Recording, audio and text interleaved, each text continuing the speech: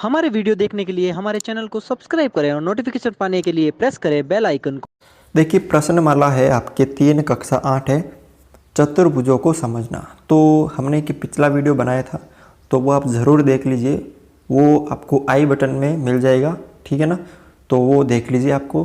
तो आज जो टॉपिक हम करेंगे उसमें हम चतुर्भुज के जो प्रकार हैं, समलंब चतुर्भुज, समचतुर्भुज, विषम चतुर्भुज, समांतर चतुर्भुज, ठीक है ना, इन चारों के बारे में पढ़ेंगे। और दो और आते हैं जैसे आयत तथा वर्ग, इनके बारे में भी हम चर्चा करेंगे, ठीक है। तो सबसे पहले आता है आपके समलंब चतुर्भुज, ठीक है। कौन सा? समलंब चतुर्भुज। अब समलंब चतुर्भुज में क्या होता है, डायरेक्ट मैं आपको इसकी परिभाषा नहीं, इसके जो विशेषता है वो लिखा लेता हूँ, ठीक है। तो इसके जो अगर आपको चित्र की बात करें तो किस तरह का आ सकते हैं, एक तो इस तरह का, ठीक है, इस तरह का भी आ सकता है, या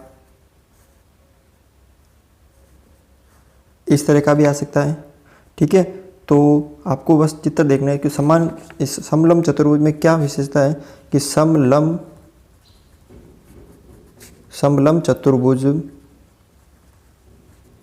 में दो भुजाओं का युग्म क्या होता है, समांतर होता है, ठीक है। आप ये चित्र देख के पता भी कर सकते हो। बाकी ये देखो दोनों भुजा क्या है, यहाँ पे समांतर है। दो भुजा क्या होती है, इसमें समांतर होती है। बस एक की ही विशेषता है इसकी, किसकी? समलंब चतुर्भुज की, ठीक है। उसके बाद जो आता है वो आता है आपके समचतुर्भुज। कौन सा? समचतुर्भुज। अब यहाँ पे देखिए समचतुर्भुज, समचतुर्भुज की विशेषता क्या होती है कि इसमें चतुर्भुज का मतलब आ गया 4 भुजा से। अब इसकी चारों भुजा समान होती है, चारों भुजा क्या होती है, समान होती है, ठीक है। और विकर्ण परस्पर समद्विभाजित करते हैं। और एक विशेषता, विकर्ण परस्पर लंब होते हैं। अभी मैं आपको बताऊंगा किस प्रकार, ठीक है। और उसके बाद सम्मुख, सम्मुख का मतलब होता है आमने सामने की भुजा, सम्मुख भुजा समान होती है, ठीक है। ये 4 विशेषता आपको ध्यान रखनी है किसके अंदर, समचतुर्भुज के अंदर। अब समचतुर्भुज में इसकी चारों भुजा क्या होती है, समान। तो समचतुर्भुज का जो चित्र बनता है वो इस तरह का बनता है, ठीक है। ये समचतुर्भुज है। अब इसके अंदर चारों भुजा क्या है, बराबर है। और दो देखो चारों भुजा बराबर हैं, विकर्ण परस्पर समद्विभाजित करते हैं। अब विकर्ण समद्विभाजित क्या करते हैं, देखो विकर्ण आपको पता है कि विकर्ण ये होते हैं इसके अंदर 2। चलो विकर्ण परस्पर यानी एक दूसरे को, सम यानी समान, द्वि यानी 2, भाजित यानी भागों में। यानी विकर्ण क्या करते हैं, ये वाला और ये वाला भाग बराबर है, और ये वाला और ये वाला भाग क्या है, बराबर है, ठीक है ना। ये वाला भाग बराबर है, और ये वाला भाग बराबर है, ये समद्विभाजित करते हैं। और विकर्ण परस्पर लंब होते हैं, यानी जो दोनों विकर्ण आपस में एक दूसरे को काटते हैं तो वहाँ पे जो कोण बनते हैं वो चारों कोण वो परस्पर 90-90 डिग्री के बनते हैं। यानी ये भी 90 डिग्री का, ठीक है, ये भी 90, ये भी 90, ये भी 90। फिर सम्मुख की भुजा समान होती है। जो आमने सामने की जो भुजा होती है, सम्मुख भुजा बोल सकते हो, या आमने सामने की भुजा क्या होती है, समान। ये दोनों भुजा समान, ये दोनों भुजा समान होती है। अब बात कर रहे हैं हम जैसे वर्ग, इसके अंदर वर्ग बढ़ा देता हूँ आपको। वर्ग आपको पता होगा कि ये वर्ग की विशेषता आपको पता है, चारों भुजा समान, ठीक है। जैसे सेम इसकी समचतुर्भुज की है, विकर्ण परस्पर समद्विभाजित, ठीक है। उसके बाद विकर्ण परस्पर लंब होते हैं, ठीक है।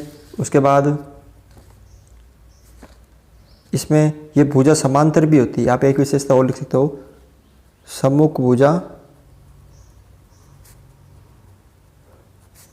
समांतर होती है। ठीक है, इसमें भी होती है कि सम्मुख भुजा समान तथा समांतर होती है। ठीक है। उसके बाद एक इसका अलग है, इसका इन चारों से एक अलग है कि प्रत्येक कोण समकोण होता है। ठीक है, प्रत्येक कोण को कैसा होता है, समकोण होता है। यह है इसकी वर्ग की परिभाषा या विशेषता। ठीक है। अब बात कर रहे हैं हम विषम चतुर्भुज। 3 नंबर पे है यहाँ पे विषम चतुर्भुज। अब विषम चतुर्भुज क्या होता है कि ऐसा चतुर्भुज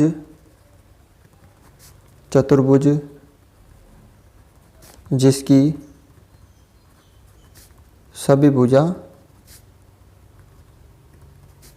अलग अलग हो।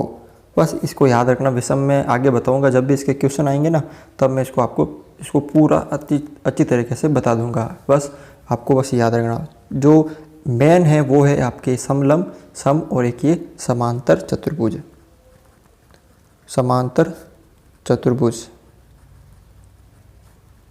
समांतर चतुर्भुज में क्या होती है कि आमने सामने की भुजा समान होती है, विकर्ण समान होते हैं, विकर्ण समान माप के होते हैं। किसमें, समांतर चतुर्भुज में। ठीक है, समान होते हैं और विकर्ण समद्विभाजित करते हैं। ठीक है, और आमने सामने की भुजा समांतर होती है। दो आसन कोणों का योग 180 डिग्री होता है। ठीक है ना। ये विशेषता किसकी है, समांतर चतुर्भुज की है। बात करें इसका चित्र की तो इस तरह ये चित्र बनता है। ठीक है ना। आमने सामने की भुजा बराबर होती है, विकर्ण समान माप के होते हैं, विकर्ण बराबर एक दूसरे को समद्विभाजित करते हैं, यानी ये दोनों भाग बराबर, ये दोनों भाग बराबर। और अपने आमने सामने की भुजा समांतर होती है। और दो आसन कोण का मतलब एक ही भुजा पर बनने वाले दो कोण, एक इन दोनों का योग 180 होता है, इन दोनों का योग 180। ठीक है। अब है जैसे आयत। अब आयत की बात कर रहे हैं तो आयत में देखिए आमने सामने की भुजा बराबर होती है, ये भी आयत में गुण होता है। उसके बाद विकर्ण समान माप के होते हैं, विकर्ण समद्विभाजित करते हैं, आमने सामने की भुजा समान होती है और समांतर होती है, और दो आसन कोणों का योग 180 डिग्री होता है, सेम दोनों का होता है। इसमें एक अलग होता है कि प्रत्येक कोण 90 डिग्री का होता है, यानी समकोण होता है। ठीक है। अब यहाँ पे एक और है कि ये जो समांतर चतुर्भुज है और ये सम चतुर्भुज है। ठीक है ना। तो हम जो आयत है उसको हम समांतर चतुर्भुज बोल सकते हैं, आयत को समांतर चतुर्भुज बोल सकते हैं, क्योंकि आयत के अंदर समांतर चतुर्भुज के सारे गुण हैं। ठीक है ना। तो यहाँ पर लिख सकते हो आप, हम आयत को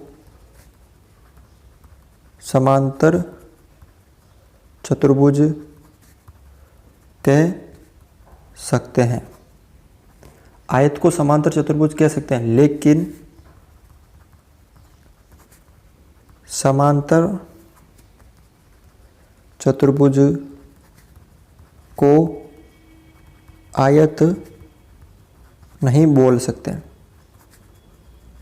क्योंकि आयत में एक गुण है 90 डिग्री का, वो समांतर चतुर्भुज में नहीं होता। इसी प्रकार एक वर्ग को हम सम चतुर्भुज कह सकते हैं, लेकिन सम चतुर्भुज को हम वर्ग नहीं कह सकते हैं। क्यों, आपको रीजन पता चल गया होगा। अगर आपको ये वीडियो अच्छा लगा तो इसे लाइक करें, शेयर करें और हमारे चैनल को सब्सक्राइब करें।